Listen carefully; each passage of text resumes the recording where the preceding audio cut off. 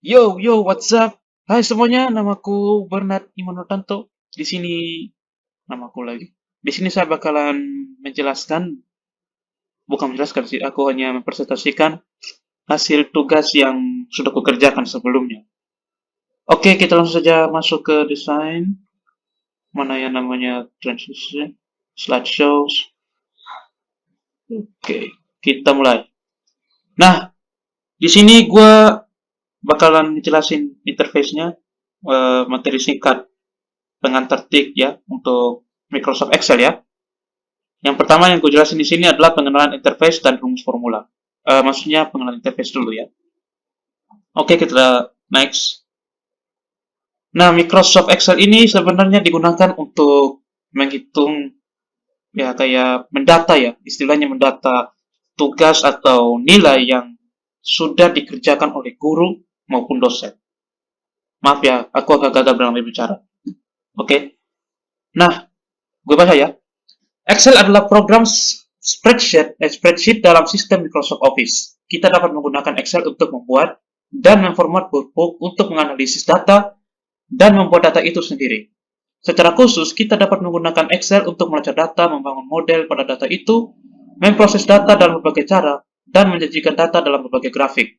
Oke, itu yang intinya itu menyajikan data berupa tugas ataupun ya semacam itulah penilaian lah.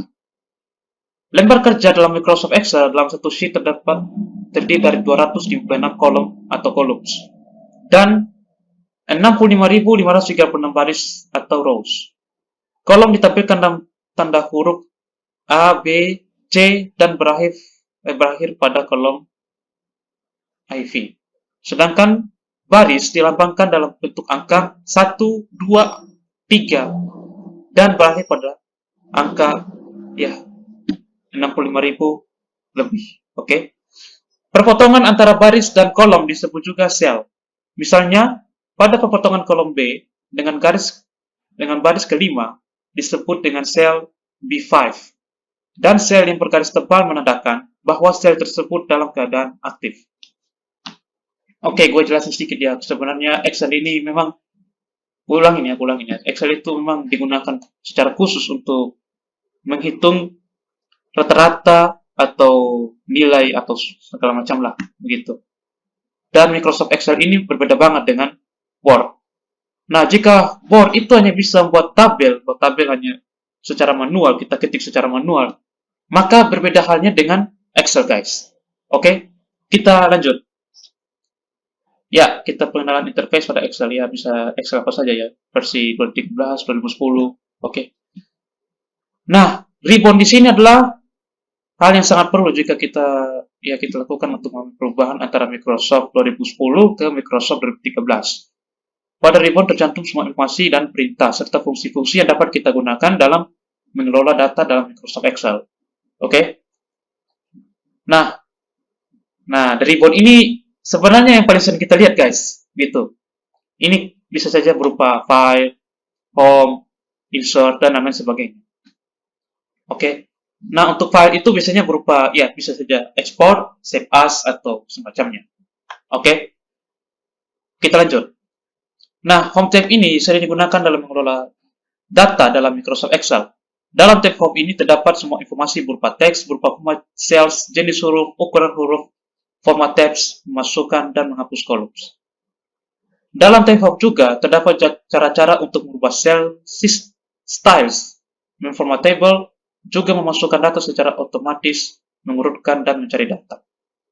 Maaf ya guys, aku agak sedikit gagap ya dalam berbicara, karena memang cara bicara aku memang seperti ini.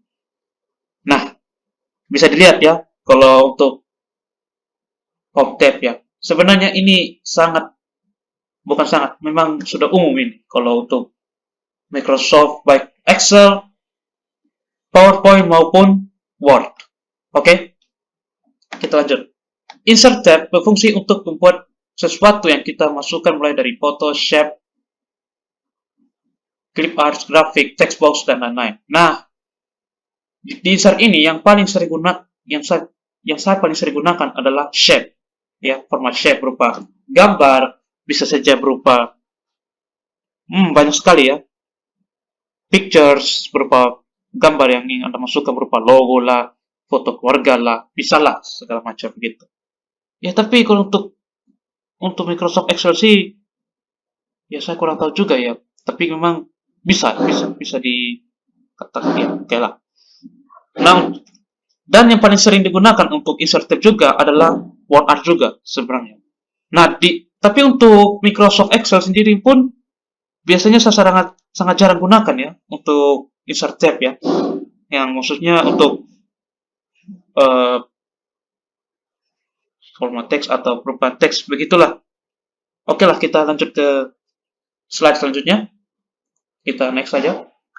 Nah, page layout tab. Tab ini memiliki perintah untuk menyesuaikan halaman seperti margin, orientasi, dan tema. Nah, kalau untuk Excel sendiri ini sangat ya memang berbeda sekali ya guys, seperti yang saya bilang ya, antara Word dengan Excel itu berbeda begitu. Dan untuk page layout tab pada Excel itu ya mungkin agak sedikit membingungkan juga ya kalau menurut saya ya. Bagaimana untuk format A banding A4 yang notabene itu rasio 2:3 guys. Seperti itu. Dan kita masuk saja pada formula step. Tab ini memiliki perintah untuk digunakan pada saat membuat rumus.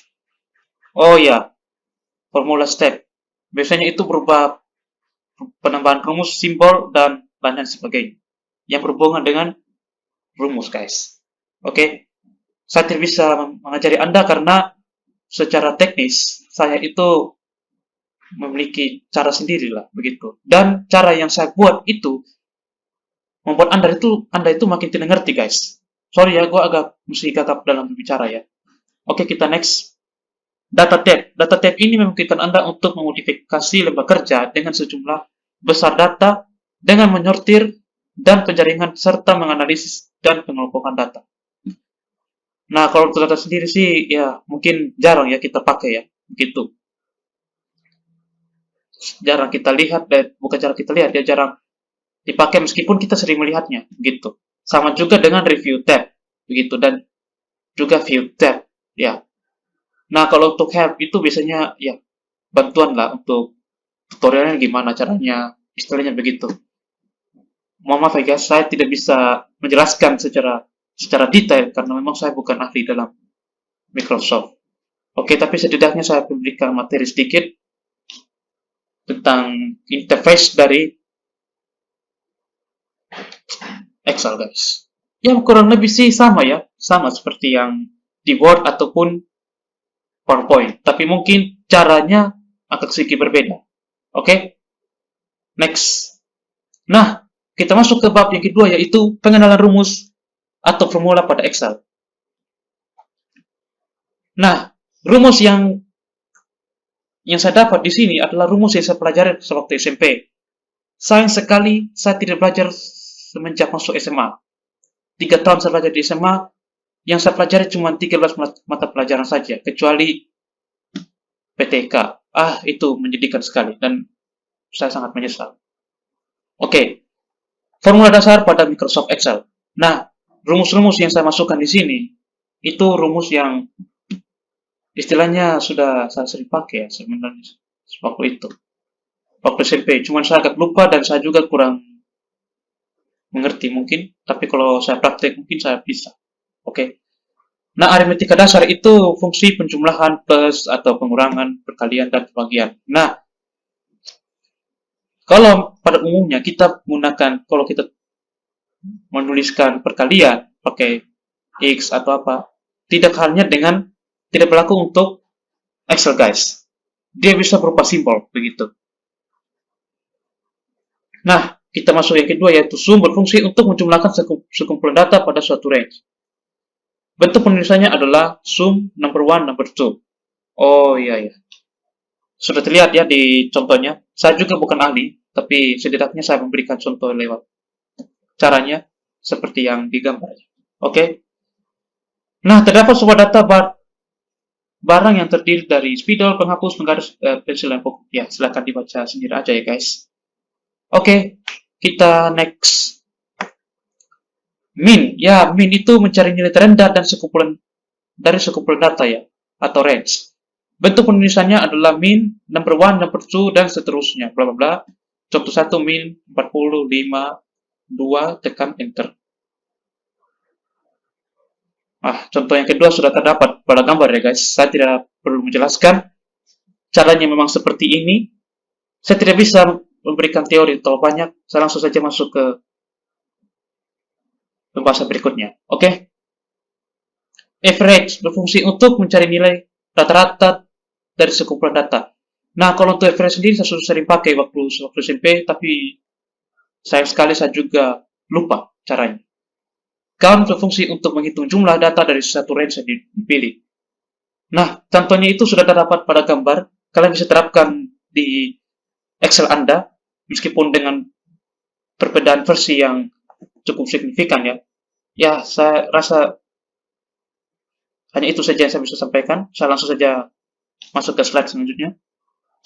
Ya, apa ini?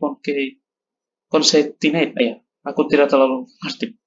Berfungsi untuk menggabungkan data antar kolom. Contoh, ya seperti pada di gambar, saya tidak perlu menjelaskan juga. Untuk catatannya sendiri, Anda bisa baca sendiri. Oke? Nah, ya mungkin materinya sampai di sini juga ya guys. Aku gak bisa menjelaskan. Silahkan Anda baca videonya. Kalian bisa pause videonya. Kalian bisa baca. Dan mungkin Anda bisa terapkan sendiri ya. Jujur saja saya bukan orang yang pintar menjelaskan. Saya juga tidak terlalu cocok untuk menjadi seorang guru ya. Mungkin karena tujuan saya itu untuk menghibur, bukan untuk menjelaskan seperti ini. Pastinya Anda tidak akan mengerti guys. Percaya saja. Oke? Ya, sekian dulu presentasi saya. Mohon maaf saya tidak bisa menjelaskan secara keseluruhan rumus yang terdapat pada materi kedua yang saya jelaskan tadi. Dan juga mohon maaf saya juga agak sedikit gagap dalam menjelaskan ataupun mempresentasikan hasil kerja saya. Karena memang saya lambat bicara ya. Ya, sorry guys. Oke, sekian dulu videonya. Terima kasih banyak sudah nonton. Jika Anda merasa suka dengan video ini, silahkan tinggalkan like dan juga komentarnya, guys. Komentar itu memang sangat wajib.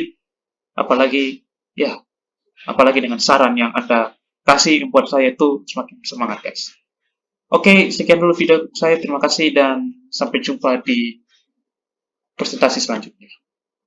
Goodbye.